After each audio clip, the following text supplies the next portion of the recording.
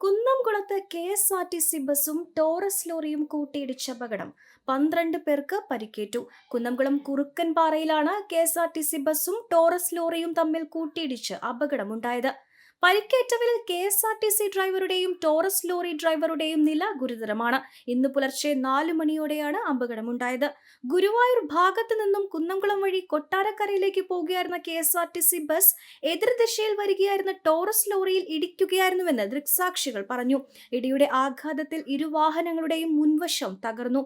പരിക്കേറ്റവരെ കുന്നംകുളം നന്മ life care 108 ambulance പ്രവർത്തകർ ചേർന്ന് കുന്നംകുളം മലങ്കര താലൂക്ക് ദയ റോയൽ ആശുപത്രി എന്നിവിടങ്ങളിൽ പ്രവേശിപ്പിച്ചു. ശക്തമായ മഴയെ തുടർന്ന് KSRTC ബസ് ഡ്രൈവർക്ക് നിയന്ത്രണം നഷ്ടപ്പെട്ട് ടോറസ് ലോറിയിൽ ഇടിക്കുകയായിരുന്നുവെന്ന് ദൃക്സാക്ഷികൾ പറയുന്നു. അപകടത്തെ തുടർന്ന് കുന്നംകുളം അഗ്നിരക്ഷാ സേന സ്ഥലത്തെത്തി ഏറെ നേരത്തെ പരിശ്രമത്തിനൊടുവിൽ ടോറസ് ലോറിയുടെ മുൻവശം വെട്ടിപ്പൊളിച്ചാണ് ഡ്രൈവറെ പുറത്തെടുത്തത്. കുന്നംകുളം പോലീസും സംഭവ സ്ഥലത്തെത്തിയിരുന്നു.